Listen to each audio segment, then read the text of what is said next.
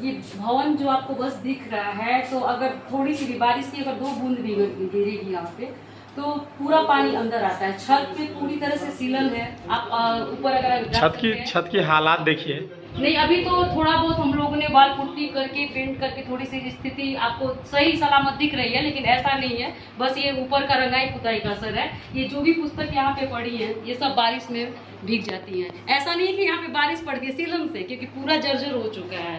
ये हम लोग इसको बहुत सारी पुस्तकें ऐसी जो खराब हो चुकी हैं। देखिए आप देख लीजिए हालात। इसको।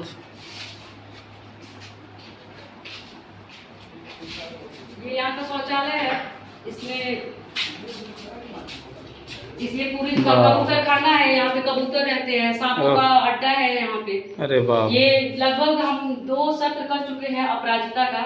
वो आएंगे इस बार। मैं गई उन लोगों को बुलाने के लिए, तो उन्होंने यही मुझसे कहा कि सबसे पहले आप वहाँ पे शौचालय में पानी की व्यवस्था करवाइए। ये 2 कार्यक्रम तो आप लोगों के सामने, राजकीय कार्यक्रम 2 हो चुका है, दोनों में मैं नहीं शामिल थी। और राजकीय कार्यक्रम के बाद से बावजूद भी यहाँ की स्थिति ऐसी है, मुझे ये समझ में नहीं आ रहा है कि किस तरह से हम लोगों ने कार्यक्रम करवाया कि स्थिति ऐसी है कि अभी भी पानी नहीं आ रहा है। अरे वाह। नल वहाँ पे सूख गया है। हम लोग बहुत कोशिश करवाए हैं, कोशिश तो हम लोग करते रहते हैं अपने स्तर पे, लेकिन अकेले की कोशिश से नहीं होगा। अगर सभी लोग लगेंगे तो होगा, कुछ हो पाएगा। चलिए, बहुत बहुत धन्यवाद।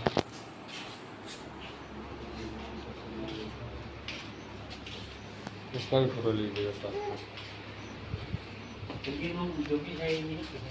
हाँ, यही पे टोटल 368 विद्वान तरौनी के हैं जो लगाए हुए संतोष जी के पास है।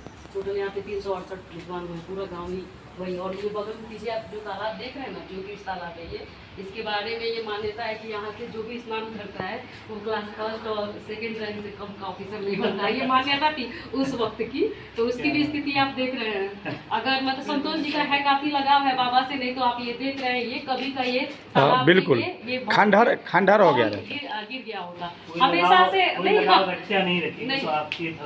हाँ यही तो थोड़ा सा ये कभी का गिर गया होता है। अभी भी तो पूरी तरह से तो जो कह सकते हैं, एक आदमी का अकेला चना बाहर तो नहीं फोड़ सकता है, वही स्थिति है। तो एक आदमी करने से नहीं होगा, सबको मिल के करना पड़ेगा। सब आते हैं।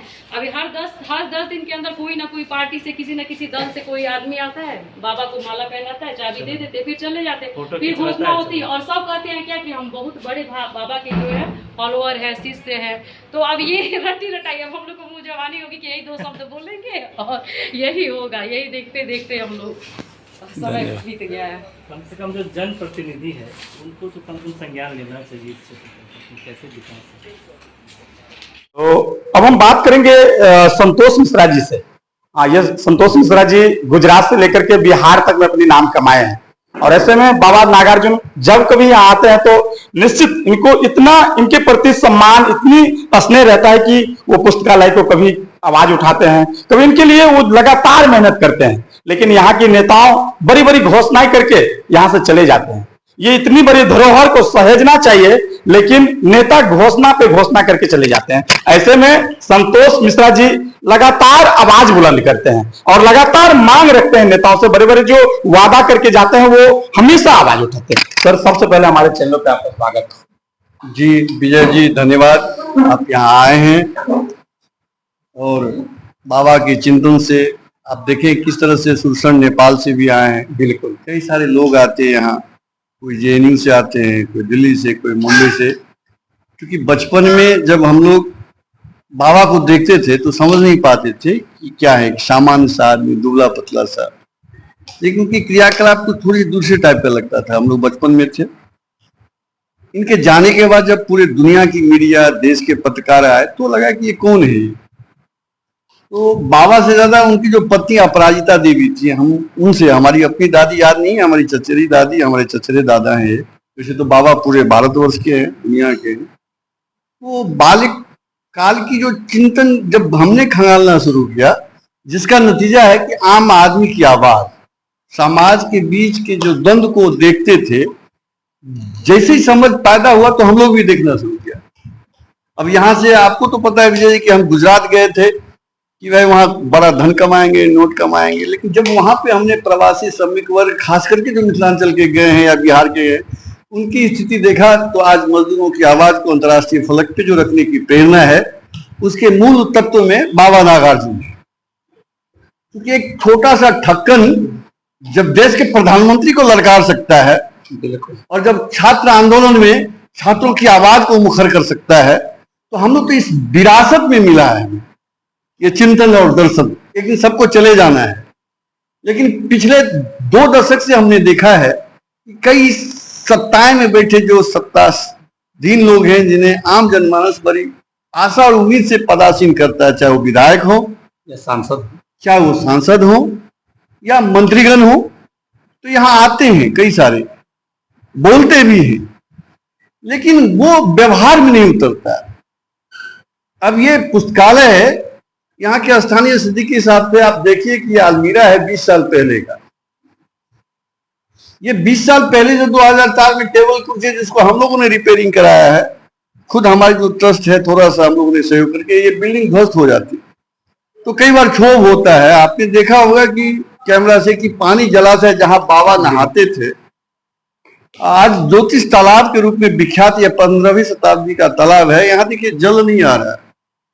इवन कि यहाँ जो हमने कुछ रखा था जो साफ सफाई मेंटेन करेगा, वो जलाशय का जो चापाकल है वो भी बंद है। तो कई सारी चीज है।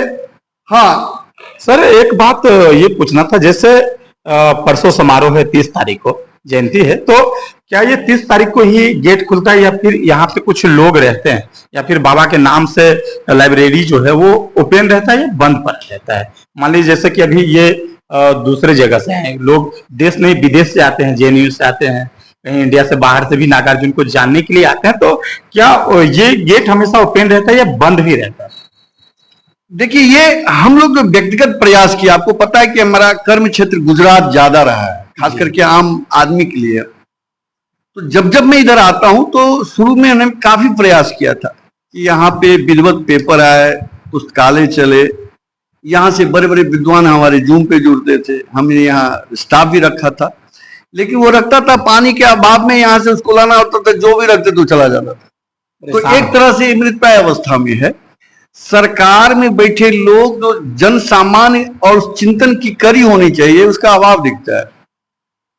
तो वो अभाव का नतीजा है कि ये धरातल पे जो चिंतन खड़ा होना चाहिए नहीं है। आज पूरे विश्व की अगर हम बात करें तो आप देखिए, यूक्रेन का वार छिड़ा हुआ है, रसिया लगा हुआ है, अभी ईरान का, अभी जो है वो इजराइल का।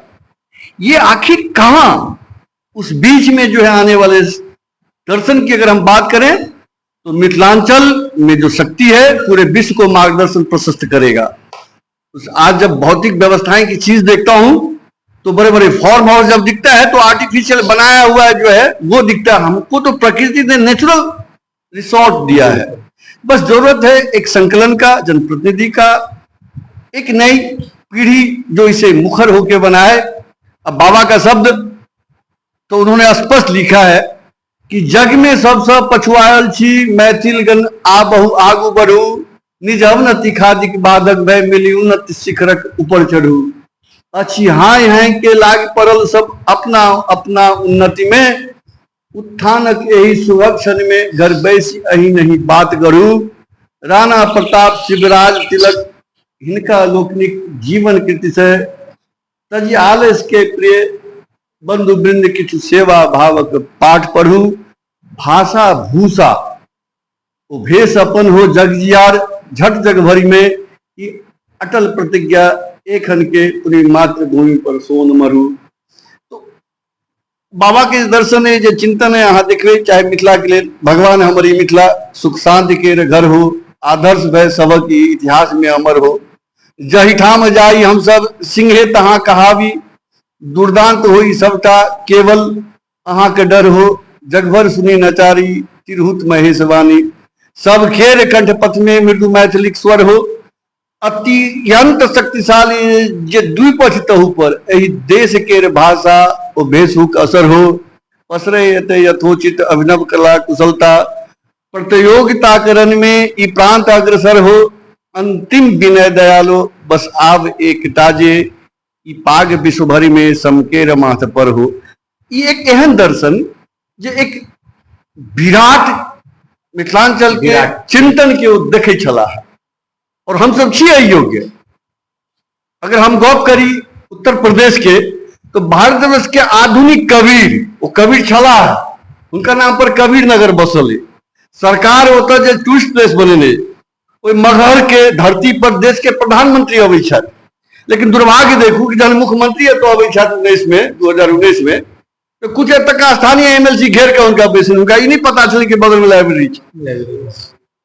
और जो 77 के आंदोलन में नीतीश कुमार, रामविलास और लालू जी युवा चला है, जिकर आवाज मुखर भेल रहा छात्र आंदोलन में कि इंदू जी क्या हुआ आपको, सत्ता की मस्ती में भूल गई बात को, वही सब वो सब जनमानस के नेता उभरल छथि। तो ये जो छद्म रूप है जे के बाबा कठोर ढंग से बड़ी छलखिन या उनका स्पष्ट सब चलन है कि जनता सिंहासन को डुला देते थे। हाँ, उनका तो स्पष्ट है कि जनता मुझसे पूछ रही है क्या बतलाऊं, जन कवि हूं मैं साफ कहूंगा क्यों हकलाऊं। स्पष्ट सटीक बने छला है, ठीक कोनो एक विचारधारा से बनल है। तो नतीजा छै जे चाटुकारिता चीज नहीं छलन। आज जे स्थिति है एक सुखद पल है कि सरकार एक जन्मोत्सव मनेला है। हमर सबके प्रयास रही है कि हर विचारधारा के लोग जे चिंतन से जुड़ल छथि वही जगह पर आबैत अहूँ सब एलहुँ है, सरकार तक संज्ञान दियौन जे एतऽ विधायकगण छथि, सांसदगण छथि अबै छथि श्रद्धा से, लेकिन सामूहिक प्रयास में ई और विकसित हेतै और अबै वाला समय में तरौनी गांव ई जगह ई मार्ग प्रशस्त करते। बाबा से पहले बहुत सारा कवि छथि, हम अगला कालखंड में अहाँ के इंटरव्यू में बतायब। ई पुस्तक सब देखियो अहाँ, ई 14वीं शताब्दी में हमरा जे छै से एहिठाम भेल छथि। ई पूरा अहाँ के देखायब हम जे विष्णुपुरी जी, ई तो बाबा बाद में भेला। अखन जे कर्मकांड मिथिलांचल में भऽ रहल है वर्षकृत, वो रामचंद्र झा एही गाँव के, ऐसे पहलो जो लिखने चला है वो महामोपाध्याय परमेश्वर झा तरौनी गाँव के। एहि गाँव की एक खासियत है, बाबे के लऽ नहीं, सरकार के चाहिए एकरा संरक्षित करने, विचारधारा के अलग विचारधारा के। फिर भी सर विद्वान की गांव होने के बावजूद इतना पिछड़ा क्यों इनके साथ भेदभाव? जो बाबा नागार्जुन देश ने दुनिया में उनका डंका बजा, लेकिन एक टूरिस्ट पैलेस तक नहीं है। ये धरोहर है हमारा, धरोहर के साथ इस तरह आपको नहीं लगता है कि उनके साथ बड़ी बड़ी जो दावा किया है वो सब फेल नेता के द्वारा? अब अगर हम विकास की बात करें, चिंतन की बात करें, तो राजनीतिक समग्रता जो होनी चाहिए, सामूहिकता, उसका अभाव तो दिख रहा है। लेकिन फिर भी एक उम्मीद की किरण है कि हमारी संपदाएं, हमारी चिंतन इतनी है। भारतवर्ष की 6 विचारधाराओं में 4 विचारधारा के प्रवर्तक जो है मिथिला के ऋषि मुनि हुए थे, चाहे वो न्याय की बात हो या श्याम वेद की बात हो। माने मिथिलांचल की जो महत्ताएं हैं अब आएगी कि जब वार छिड़ रहा है, जहां बम पटका जा रहा है, जहां ऐश्वर्य के संसाधन है, तो यहाँ पे जट जटिन गाया जाता है। अभी भी उतनी विरक्ति नहीं हुई है। लोग संवाद कम किए हैं, लेकिन हमारी जितनी भी समाज वैज्ञानिक चीज है उसको विश्व का डंका बजेगा, ऐसा हम भी देख रहे हैं।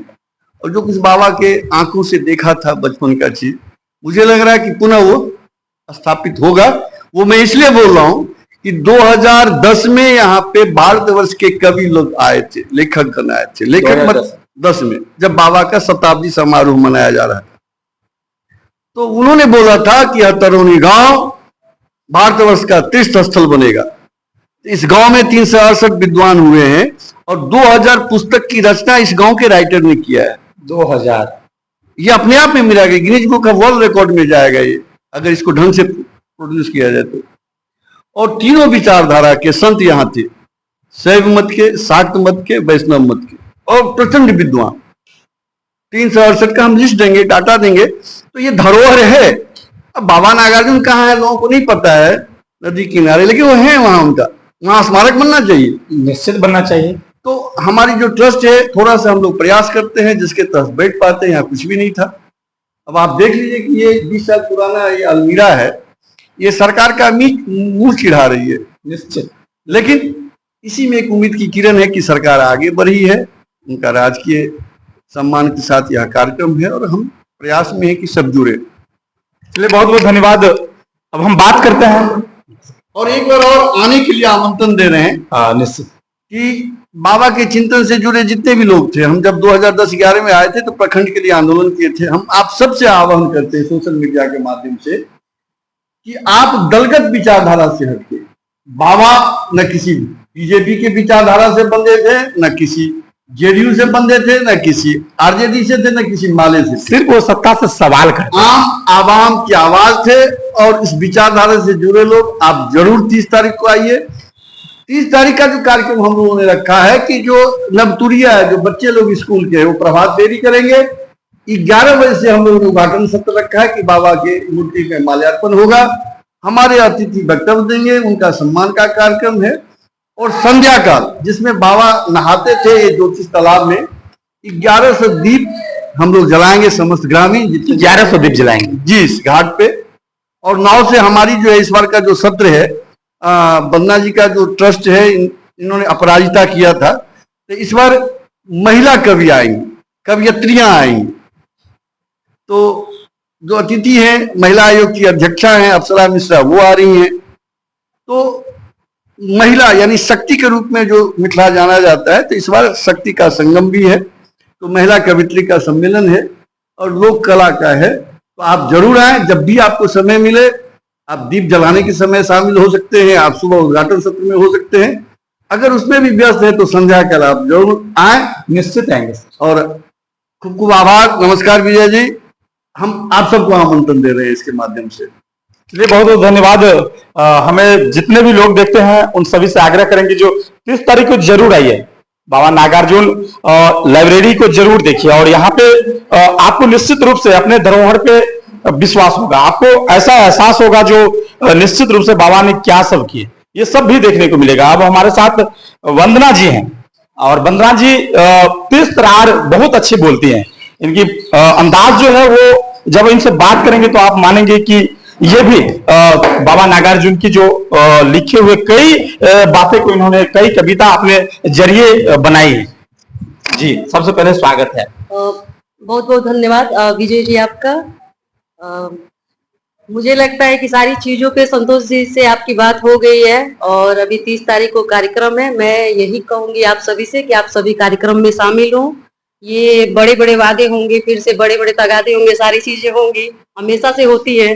तो 2 दिन की बातें हैं, 2 दिन हम और देख लेते हैं कि हमारे जितनी भी घोषणाएं करके जो लोग गए हुए हैं वो उसको कर रहे हैं कि नहीं कर रहे हैं। 2 दिन के बाद से तो फिर हम प्रेस कॉन्फ्रेंस करते रहेंगे, बातें होती रहेंगी। तो इसी के साथ मैं अपनी बात को विराम करूंगी। बहुत बहुत धन्यवाद। बहुत बहुत धन्यवाद आप सबको।